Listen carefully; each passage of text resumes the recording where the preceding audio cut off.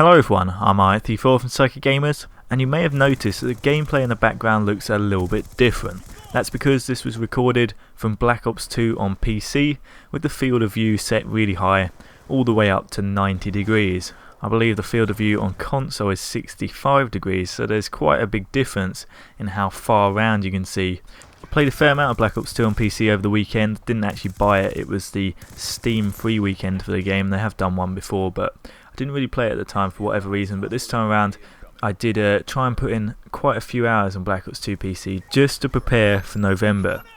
As I mentioned in one of my previous Ghost videos, I am getting Call of Duty Ghosts on PC this year rather than on console, so I thought getting in some time on Black Ops 2 PC would be a good taster of what to expect. Overall, I have to say I do actually prefer it on PC.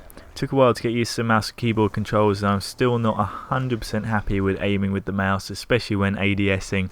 I still feel like I'm pretty inaccurate with it, but I did decide to stick with mouse and keyboard and try and learn it rather than whipping out my Xbox controller and plugging it in. There's no aim assist on PCs, so it makes playing with the console controller pretty difficult, and honestly, if you can do it well, a mouse and keyboard player is always going to beat a controller player. So obviously I want to try and win against these guys, so putting myself at a disadvantage with a controller isn't really a good idea. Things I really prefer though, as I mentioned, the field of view. Really nice to have it this wide open. Really close field of view can cause like motion sickness with some people.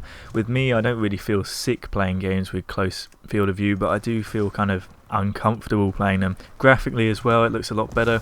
I'm getting to play in proper 1080p rather than 720p scaled up to 1080p, which is how I play on the PlayStation 3, because I need it at 720p to record out of component cables for the capture card.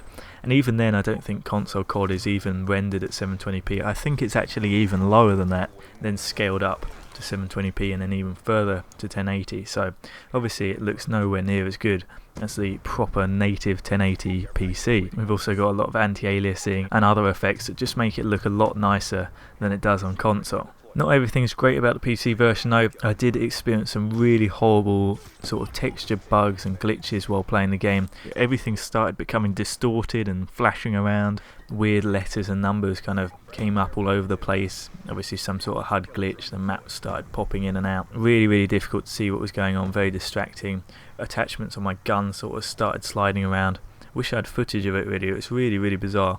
Distracting as well, really messed with your eyes after looking at it for a while. Don't know what caused that. At some point it just kind of stopped doing it and never did it again. I didn't change anything, so I guess it must have just fixed itself. And also the main problem I would say on PC is just the lack of players. I mean, I've been getting into games fairly well over the weekend, never really had a problem of sitting around in lobbies waiting for people to join, and there were about 30,000 people on at the time. Just before making this video and before the free weekend ended, I did another check and there was 27,500 people online, which was more than enough to get into a game pretty much all the time. But then I jumped on my PlayStation version of Black Ops 2 straight after for a quick comparison, and I'd forgotten just how many people play it. There were 350,000 people online, which is an absolutely massive difference. That's over 10 times more. And if you put it in terms of just the figures, 320,000 more people were playing Black Ops 2 on PS3 than on PC. So that's a big difference, which may cause a little bit of a problem with Ghost, especially as I would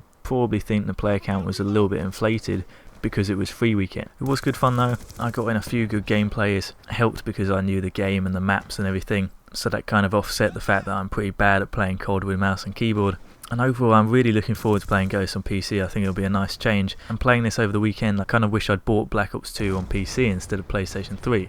All this talk of PC brings me on to the next thing I want to talk about, which is the recently announced Hardened Edition for PC. This was called the Digital Deluxe Edition for Black Ops 2, but they've just called it the Digital Hardened Edition this time around because that's basically what it is. It's everything in the Hardened Edition except the physical items like the steelbook case and the paracord strap. You get everything else though, so the game, the season pass, the free full pre-order bonus map, the in-game insignia and the in-game item pack, as well as a digital copy of the game's soundtrack. Considering you're missing out on the physical things in this deal, you'd think it'd be a fair bit cheaper than the physical Hardened Edition, but in fact this is probably one of the worst price bundles I've ever seen. Going by Steam, which admittedly isn't exactly that cheap, because let's be honest, the only time Steam is really competitive is when they're having their ridiculous sales. Normally at retail price, Steam is a lot more expensive than most places. The core game of Ghosts is 40 quid and the season pass is 35. These two combined are the reason that most people are probably going to be getting the Hardened Edition,